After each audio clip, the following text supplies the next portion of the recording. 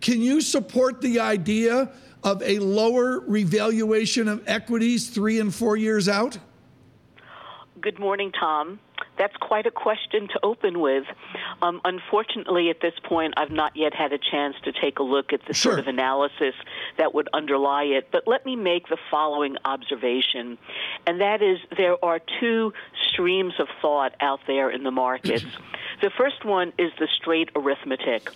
What's current GDP this year, next year? Earnings, inflation, interest rates, and everybody's running the data in their valuation models.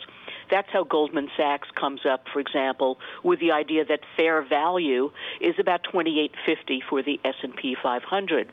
However, what the arithmetic is ignoring, and we see this in the VIX and we see this in other measures, is the political uncertainty. What we are having a very hard time coming to terms with as investors writ large is what will the impact be beyond 2018 and 19 with regard to the deficit. What will that mean in terms of interest rates and inflation?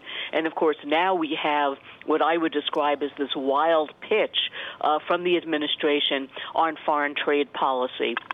One of the things I'd point out is that while we're all thinking about what will the government announce here with regard to tariffs today is actually the day that the Trans-Pacific Partnership is being signed.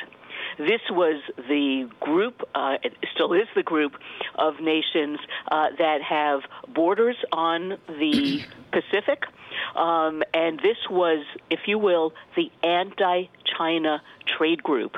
And the United States, the first trade action taken by this administration was to withdraw the United States from it. If you take a look at the data, what we see is that 50% of Chinese exports go to these other nations.